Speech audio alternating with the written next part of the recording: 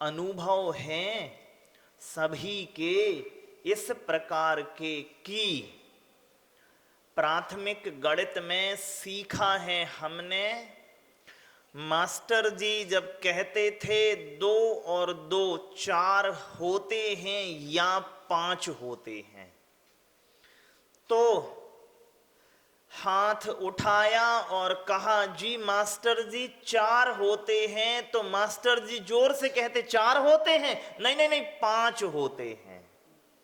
सभी के इस तरह के अनुभव रहे हैं। तो प्रश्न ये है कि जब बाबूजी हमने प्रथम दृष्टया जो उत्तर प्रेषित किया कि 2 और 2 4 होते हैं, तो क्या उत्तर गलत है? नहीं, उत्तर तो गलत है नहीं, लेकिन बल देने पर कि 2 और 2 4 होते हैं तो हम 5 क्यों कहने लगे? हमारे लिए बाबूजी ना ये पता है कि 4 होते हैं 2 और 2, और ना ये ज्ञात है कि 5 होते हैं। हमारे लिए तो मौजूदा विकल्पों में से किसी एक पर टिकना है तो टिक जाते हैं। मौजूदा विकल्प गणित के नियम के अनुसार कौन सा उत्तर फलित करता है, इससे हमें कोई प्रयोजन है ही नहीं। हम तो मौजूदा विकल्पों पर टिक जाते हैं बाबूजी। अब आप देखिए, कुछ लोग हैं जो मौजूदा विकल्पों पद चुन लेते हैं, कुछ लोग प्रतिष्ठा चुन लेते हैं, कुछ लोग पैसा चुन लेते हैं। तो ये बाबूजी हमारे चुनाव 2 और 2 4 हो रहे हैं, तो कुछ लोगों को लगता है कि मेरे चुनाव जो 2 और 2 4 हो रहे हैं तो उत्तर बिल्कुल ठीक है।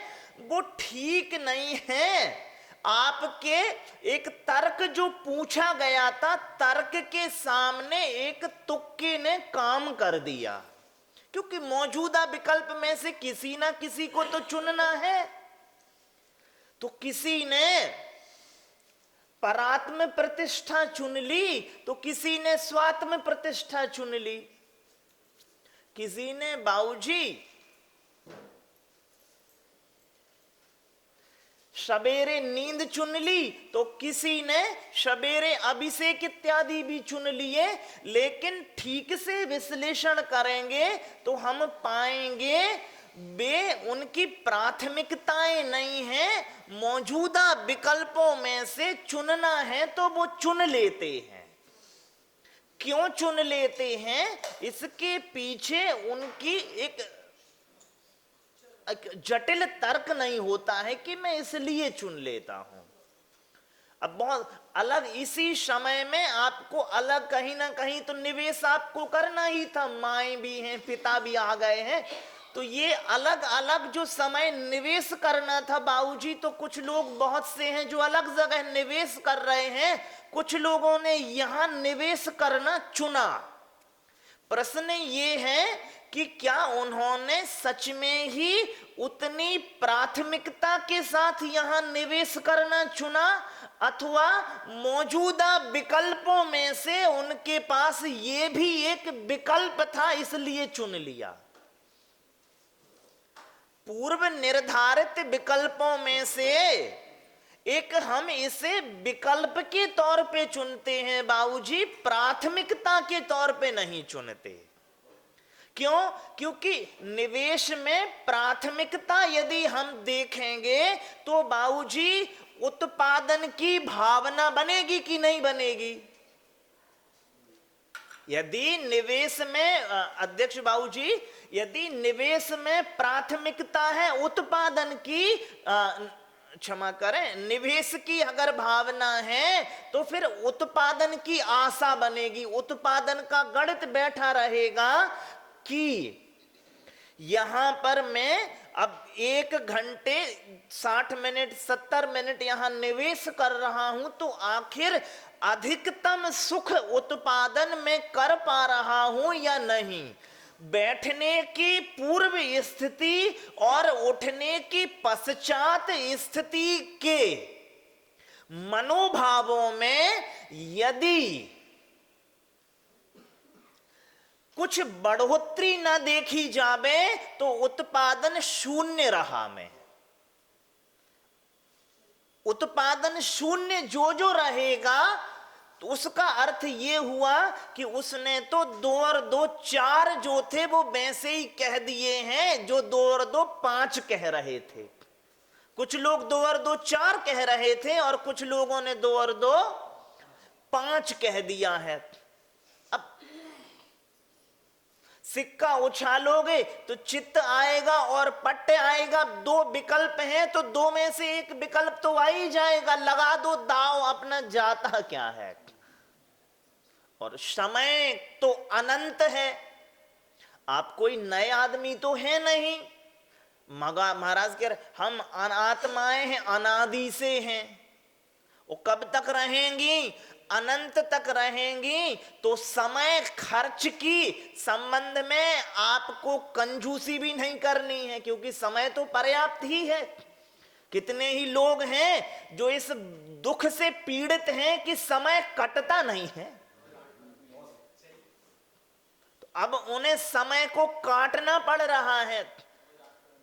महाराज शाह 8 पहर रोज मिल रहे हैं, नहीं 8 पहर नहीं होंगे महाराज जी, 8 पहर होंगे, हाँ घड़ी हो जाती है वो। तो बाबूजी यहां तो ये पीड़ा है। एक अमेरिका में एक लघु चित्रपट, लघु फिल्म वहां प्रदर्शित की गई थी एक सिनेमा में, और बड़ा प्रचार किया गया उसका। और सुनते हैं कि उसको देखने के बाद कई हजार लोग सन्यास की दिशा में भी उन्मुख हुए। फिल्म पर्दे पर प्रदर्शित हुई, एक पार्क में बगीचे में 2 आदमी बेंच पर बैठे हुए हैं, ये भी चुप है ये भी चुप है, चल रही है फिल्म। हाँ पीछे पृष्ठभूमि में हवा बह रही है, तितलियां उड़ रही हैं और फूल भी इधर उधर झुक रहे हैं पृष्ठभूमि में, लेकिन ये दोनों बिल्कुल शांत बैठे हैं। 5-7 मिनट फिल्म के बीते एक दूसरे से कहता है मैंने कहा था वो नहीं आएगा, और वो नहीं आया। दूसरा कहता है वो जरूर आएगा, मित्र अपना ही तो है। फिर दोनों शांत हो जाते हैं। फिल्म फिर चलती है, लोग बोरियत महसूस कर रहे हैं और मन ही मन गालियां भी दे रहे हैं। ये भी फिल्म है पैसे खर्च करने जैसी। संसार में इन चीजों पर भी लोग पैसे खर्च करते होंगे। 10-15 मिनट बीते ही थे। दूसरा जो विनम्रता से पहली बार कह रहा था वो थोड़े से आवेश में कहता है देखो मैंने कहा था वो नहीं आएगा, और वो नहीं आया, और वो हमेशा ही ऐसे करता है। दूसरा उतनी ही विनम्रता थी, पहले के स्तर की विनम्रता और दूसरे के स्तर की विनम्रता में और बढ़ोतरी हुई। भैया क्षमा करो, हमारा ही तो मित्र है, आज तक तो एक भी वादा उसने तोड़ा नहीं है, तो आज भी नहीं तोड़ेगा, वो जरूर आएगा। और फिर दोनों प्रतीक्षा कर रहे हैं। 5-7 मिनट और फिल्म आगे बढ़ती है, लोग दुखी हो गए देख के। पहला आदमी खूब गुस्से से उठता है और कहता है मैंने कहा था वो नहीं आएगा, हमेशा ही ऐसे करता है वो आदमी, और अब उसका इंतजार करना तो बेकार है, मैं तो जा रहा हूं, तुम्हें आना है तो तुम भी आना। और पर्दे से एक आदमी खिसक लेता है, उसे मनाते हुए पर्दे से दूसरा भी खिसक लेता है, पीछे से आता है, फिल्म खत्म हो गई। लोग कहते ये कैसी फिल्म है। हालांकि परेशान ही हो रहे थे तो एक संदेश प्रेषित होता है कि अब आप किसकी इंतजार में बैठे हुए लोग हैं। बाबूजी आपके जीवन में जो भी उत्तमोत्तम था वो सब आ चुका कि नहीं आ चुका बताओ।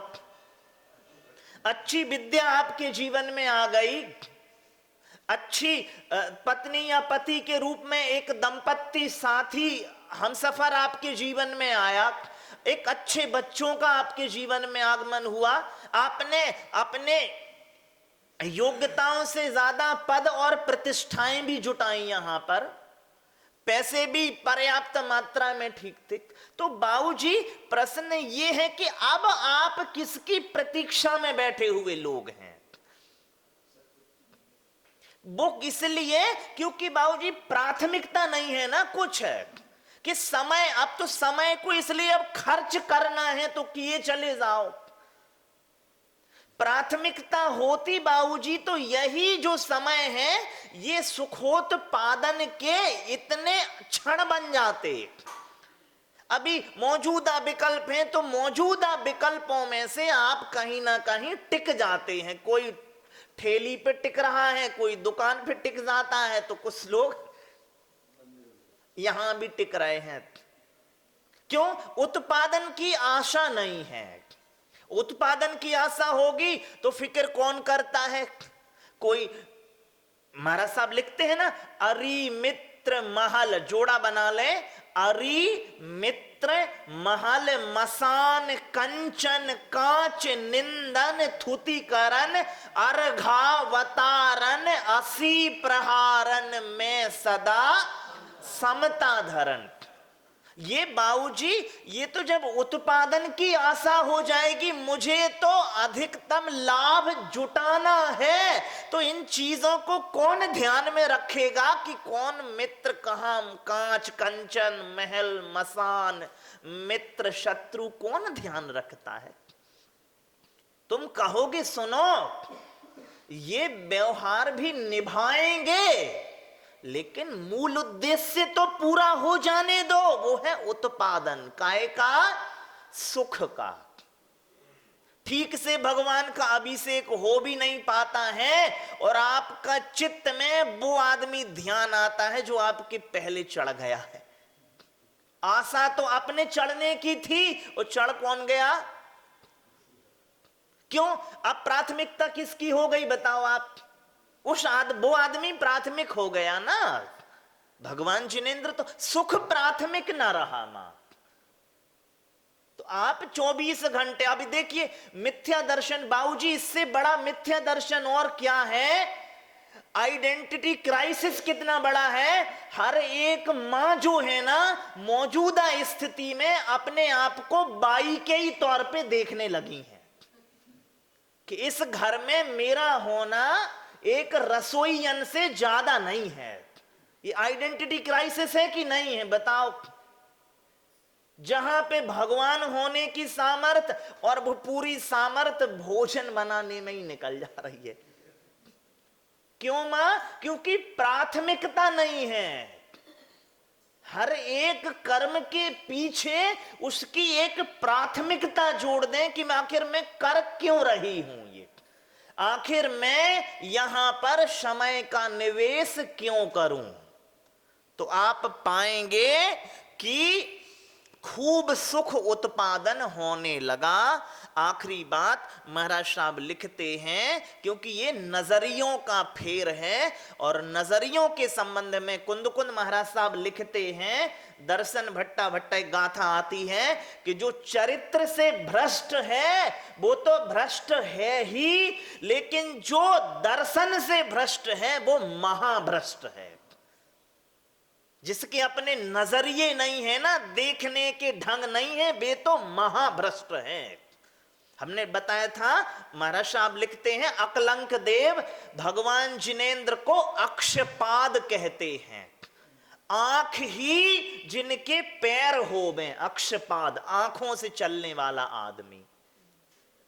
सम्यक रत्नकरण श्रावकाचार में महाराज साहब लिख रहे हैं, ना सम्यक तो समम किंचित त्रैकाल्ये त्रिजगत्यपि, कि सम्यक दर्शन, नजरिए बाबूजी, सही नजरिए से श्रेष्ठ इस संसार में कुछ नहीं है। और ये हमारे नजरिए का दोष है। आइडेंटिटी जो क्राइसिस हो रहा है वो नजरिए का दोष है। आखिरी बात बाबूजी ये बताइए, जो भगवान हैं, कोई भी मुनि जी हैं, भगवान हैं, जब वो साधना के अपने चरण में होते हैं तो उनके लिए दो तीन चीजें अनिवार्य तौर पे वो जुटाते हैं। एक तो एकांत जुटाते हैं और एक मौन जुटाते हैं, तीसरी चीज जुटाते हैं न्यूनतम भोजन। ठीक है कि नहीं? अब ना चाहते हुए भी यहां पर बहुत से लोग इसी फेज में आ गए हैं। बच्चे अब बात नहीं करते हैं, जबरदस्ती का एकांत बासा भोगना पड़ रहा है तुम्हें, और बहुएं भोजन भी अब थोड़ा भी पहुंचा दें तो वो कृपालु समझो। तो आप इसको अपने साधना के आयाम, साधना के तौर पे इन चीजों को क्यों नहीं जुटाते बताओ मां? बोलने के लिए कोई नहीं है, अच्छा है, क्योंकि अब आप मौन के फेज में आ गए हो। भगवान जिनेंद्र की आप स्थिति भोग रहे हो साधना काल की। अब कोई बच्चे विदेश चले गए हैं तो एकांत वासा करो। भोजन भी पर्याप्त नहीं मिल रहा है, पर्याप्त का मतलब पेट से नहीं, इच्छित। तो अच्छा है, कम से कम ऊनोदर करो, रस परित्याग करो। इसको इस अर्थ में भी तो ले सकते हैं कि नहीं ले सकते हैं, लेकिन आपने अपनी आइडेंटिटी क्राइसिस कर लिया तो अब आप आपको उपेक्षित महसूस करते हो। जबकि अवसर को आप उपेक्षा मानोगे बाबूजी तो कैसे काम चलेगा? एक चौथा फेज और है, भगवान पंचेंद्री विजय करते हैं। अच्छा हुआ आपके नाक, कान, आंख वगैरह कोई विशेष अब काम नहीं कर रहे। ना चाहते हुए भी बच्चों की बड़बड़ सुनाई नहीं देगी। तो ये तो इंद्रिय विजय हो गया कि नहीं हो गया? सहज इंद्रिय विजय है। मोटे तौर पे कोई अंतर नहीं है ना बाबूजी। भगवान ने बलात् कान बंद किए, तुम्हारी प्रकृति ने कर दिए। कितना सहयोग मिल रहा है, ये पुण्योदय है। साता की भूमिका मानो, आप इसे अता असाता के तौर पे देखते हो। तो बाबूजी सब कुछ हमारे दृष्टि भेद हैं, और जब बाबूजी मन स्थिति बदलेगी तो परिस्थिति पूर्व की भांति नहीं रह जाती। तो पूरा जोर मन स्थिति बदलने पे लगाएं, परिस्थिति तो बदलने से रही नहीं। तो प्राथमिकताएं तय करें तो बहुत सुखोत्पादन होगा। इन्हीं भावना के साथ बोलिए पूज्य मंगलानंद सागर मुनि महाराज की जय।